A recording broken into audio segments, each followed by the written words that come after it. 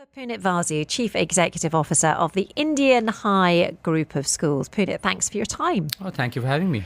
Well, Punit, I'm actually going to start with you. As a headmaster, what time do your schools start? And conceivably, do you think you could stagger that timing? So interesting question. So we got 3 schools, out of which 2 of them, one in Udmeta and one in Garud, actually have staggered start times. So we have a start that happens at 7 in the morning, and then we have another cohort that starts at approximately 8:40. So both starts in the morning. Now, this is a legacy of what used to happen previously in Dubai. We almost had 2 cohorts, one starting in the morning and one starting in the afternoon, and that was predominantly for economies of scale. But we moved away from that, and we do have a staggered start time. The one in Silicon, given that it's more of a community school, the one in Silicon Oasis actually starts at 8 in the morning, again, later than most schools start. And do you think your parents have an easier time with the traffic as a consequence, or do you think the rush hour just covers that whole stretch? So I think the rush hour is rush hour anywhere, right? So if I look at the early morning cohort at 7, look at the data. I was just looking at some of the data of our users. So almost 95% of our parents and students either use public transport, school transport, or they actually walk or bike it up to school. So we have 5% of our users actually using cars or being dropped off by parents. And I think that's a very interesting model, predominantly because we have priced our bus transport very attractively.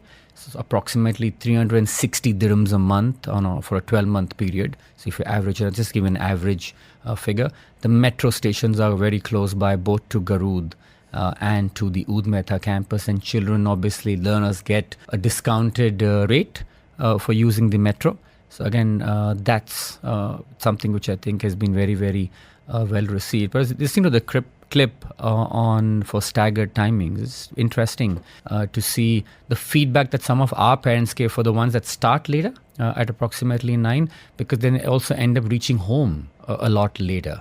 So I think if there are other options the RTA can look at as well, and together with the KHDA, then the RTA have said that they encourage employees to work remotely. To work remotely.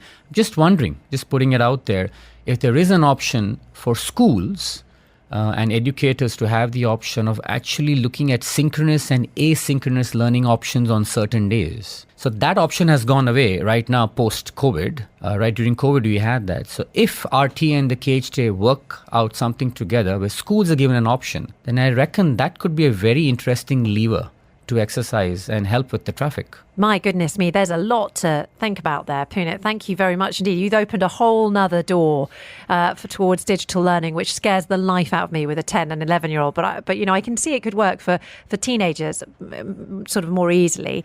James, you have this brilliant overview of all the schools in the UAE. What do you think of this idea of staggered school times? Well, before I get into that, I think I'm going to make a recommendation.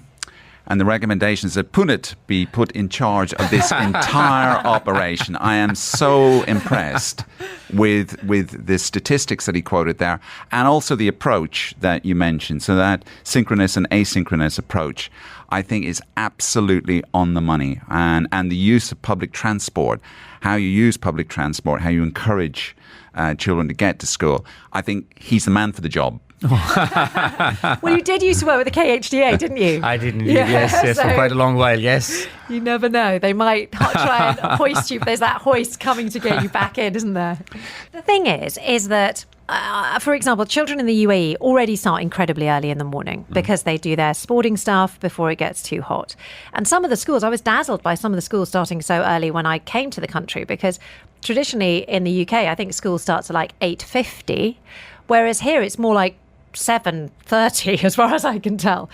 And yet there's no doubt that the traffic is still just dreadful from basically 7 all the way through until 9.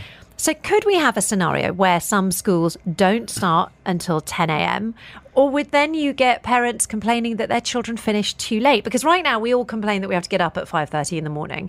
Maybe we'll be like, but then they're really tired at bedtime. I mean, James, is this something that that the schools worry about? I mean, I guess the schools must worry about having anything sort of foisted on them as well. I mean, again, and Punit will back me up on this, is that when you're speaking to schools in general, they tend to be very conservative. Change is not something that comes easily in the school scene. But again, if you're thinking a bit laterally about this, then look at the studies that say that teenagers work best later in the day. So perhaps what you do is the teenagers start school later, because they don't operate so well early in the morning. So maybe it's the younger children start early, the teenagers start later. Again, I mean, these sorts of thoughts are up for discussion, I think. So the only thing with this longer day is, so say you had your younger kids starting first thing in the morning when they're annoying and they wake up at 6 a.m. Let's be honest, most people's kids are up very early when they're younger. And then you have your teens later on, one big school. All of a sudden, the teacher's day is getting very long, isn't it? And I know that the teacher's day is more than what we see within the school gates. They have to do marking when everyone goes home and that type of thing. I mean, Punit, what do you think of that type of scenario? Would you consider staggering your day even more, or would that put you in a staffing situation? So, I agree with James. You got to think laterally, right? Yeah. It's not a cookie cutter approach that we take. It's not a one size fits all. So yet another interesting data point is that the younger the children, the more the possibility that you have parents doing a pickup and a drop off. And the older the children, the older the learner, the more possibility that they can actually carpool or bus pool or go by public transport. So that's something which is quite interesting. If you spoke about staffing and what kind of challenges it puts on the table. If you look at the number of school days, the schools tend to operate for 182 days in a year. The Fridays are shortened, so you're talking about 52 Fridays being really short, right? Because we tend to operate from 7 to 11, etc. So really, give or take, it's 128 days, 130 odd days that you're really looking at the traffic being there with regards to cars and parents. But yes, staffing really is a challenge because we all have curriculum requirements, right? And Dubai is a very interesting place to operate because we operate an Indian curriculum school, UK curriculum school, etc. And you've got to look at curriculum requirements that come in from the UK, India, and what have you. I think there's a lot of flexibility that we have back in India in terms of the number of calendar days and the length of the day, etc. Whereas here, it's pretty much mandated by the regulatory authorities.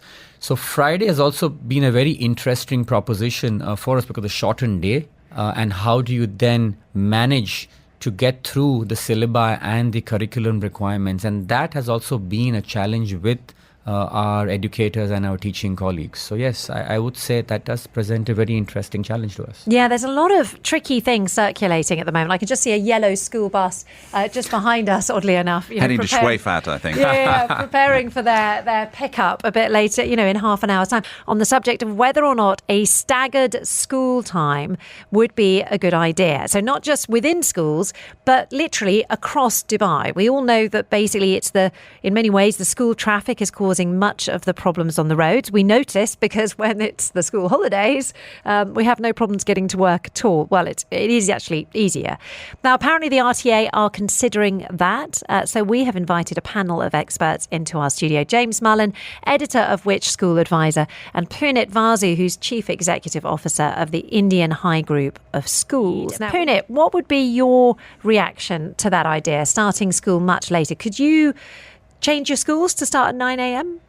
So like I said earlier, so we do have a staggered start for a couple of our schools, but we also got to factor in the volumes and the numbers. So if you're a premium school with smaller numbers, then I suppose that could be an option. If you have more largish numbers, i.e. the affordable schools or the mid-market schools, as we classify them, with largish numbers. And I would say that presents a pretty interesting proposition in terms of managing staffing, as well as pickups and drop-offs.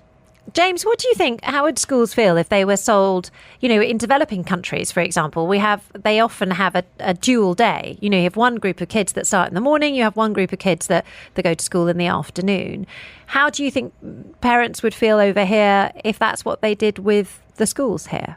I mean, it's interesting. We were speaking off air about this, and Punit was telling us about his own experience. I mean, he was a 1 to 6er when he was at the Indian high school, and enjoyed it immensely. And more importantly, his mother seemed to enjoy it very well, because it allowed flexibility regarding your siblings as well. And I think the message really from today, from what we're saying today, is that everything should be on the agenda. And we've got to think more creatively about this. And we've got to look at all of the options. And there are options that have been used before that have actually worked before here as well.